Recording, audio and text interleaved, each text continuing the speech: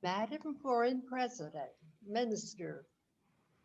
Madam Ambassador, welcome to the United Kingdom.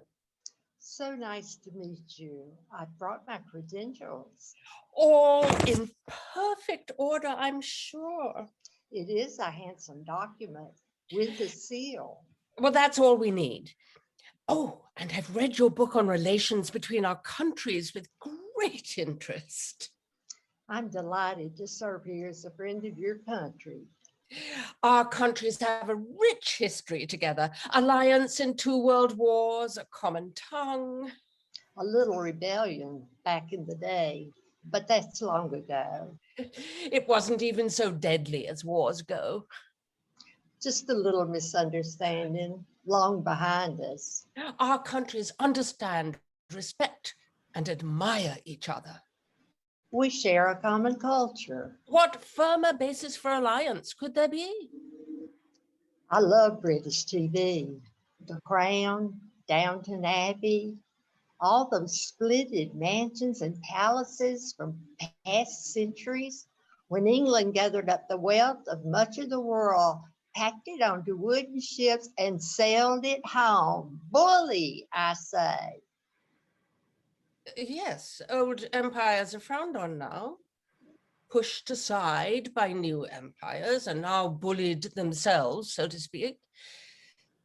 But understand that Great Britain will not be bullied. Oh, I meant no harm. Conquest is the way of the world.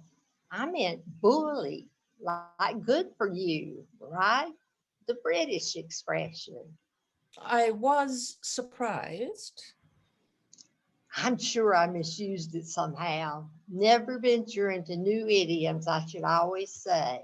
I was surprised to hear your praise of conquest. Surely that's not your message today on behalf of your country, Ambassador? Oh no, you're barking up the wrong tree, Madam Foreign Minister. Please, call me Edith, or Fido, perhaps, if you're comparing me to a dog. I meant that dog won't hunt. A loud and worthless dog? What the bloody hell? Verbal violence, bloody hell. It's an expression. So is that dog won't hunt. I apologize if my roots are showing, but I won't apologize for my rural heritage. It keeps me grounded after all those years of schooling. And I do apologize for pitching a little hissy fit over bloody hell. What's a hissy fit? It sounds a bit dodgy. It's just losing one's temper. Oh, entirely my fault. Showing my own dark roots. Coal miner country. Bloody and hell are a nasty combo, aren't they? So I'll begin again, if I may. Let's not stand on ceremony. I understand. It's like locker room humor for ladies. Bless your heart. Did you say, bless your heart, to me? It's a common expression, a fond one. Oh, we know what it means when a Southerner says, bless your heart. I mean the very best for you, you good-hearted, dear child of God from coal miner country. Underneath it's condescension and contempt, isn't it? That's just in movies. I admire you, foreign minister of a great nation, a leader. Right. It's just a bit of a cock-up. You're madder than a wet hen, it seems. And now you're talking cock stuff? I didn't expect our conversation to go there. It's all been a bit of a dog's dinner, hasn't it? The dogs again? Well, you started it with dogs barking up a bush or something. Tree. barking up the wrong tree, just like us both now. Oh, I am knackered. I'm sure you're probably clothed all the way down, as I am too, I assure you. Knackered, not naked. Can we get off of intimate apparel and back to statecraft? Oh, have a bash at it. Punch you. I want to get along well with you. Well, we'd both be banged to rights. We'd be right to bang. No, bang to rights. Spot on. Well, I'm worn slap out. But our meeting is going so well. Yes, we're already bantering in lighthearted friendship. Bless our light hearts. Shall we draft a statement about our meeting and end it? Yes, a statement that any Pratt could understand. Britain and America are fond friends. Pratt.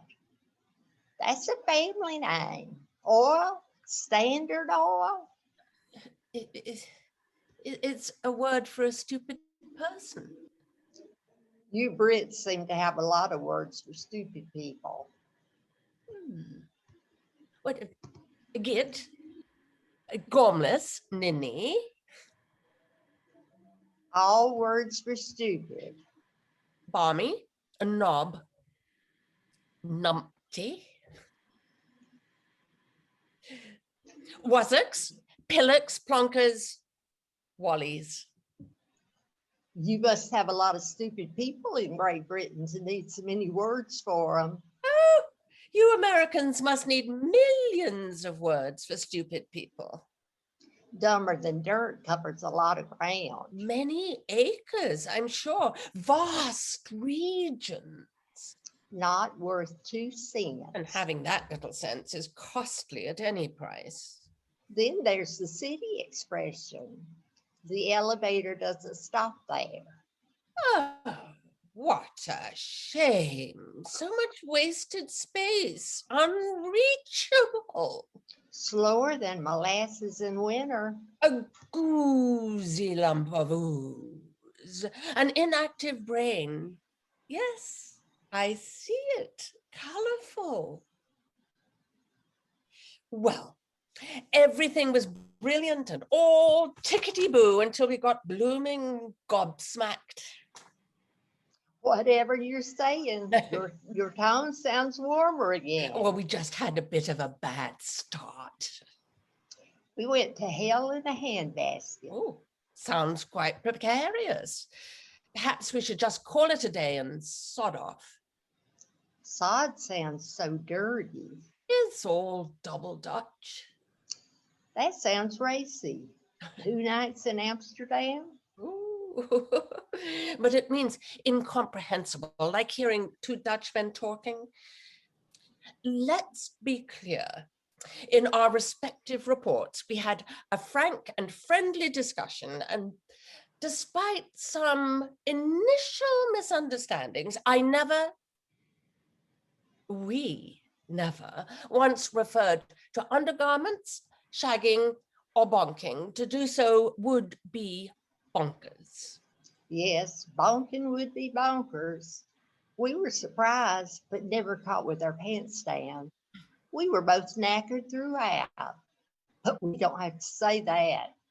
Right, but to say frank in diplomacy conveys arguments. I don't think we understood anything, so how could we disagree? Let's say we explored new areas of understanding between our 2 countries. I'd not mention exploring any areas or excitements. Perhaps the less said, the better. We had a friendly, wide-ranging talk. For sure. And thank God we at least share a common language. That will keep our alliance on firm ground. And to bring it back to your favorite animal, it's now the dog's bollocks. Uh-oh. Are bollocks what they sound like? The dog's bollocks are the very best of their kind. But bollocks? Oh, bollocks, It's just an annoyed interjection, that's all. It doesn't mean anything. But a dog's bollocks are great. Oh, yes, quite the best. Quite the odd expression, no? Bollocks are annoying, that's obvious. But how did the British people decide that a dog's bollocks are the best bollocks and they should be mentioned proudly when everything's going great? Well, it wasn't us. It's our language. It's greater than all of us. Sometimes too much for us. To that, I can only say bollocks. Well, let's say it together. Bollocks. Bollocks. Oh, welcome to the United Kingdom, Madam Ambassador. Pleased to be here. It's the dog's bollocks. And like I said, we at least share a common tongue.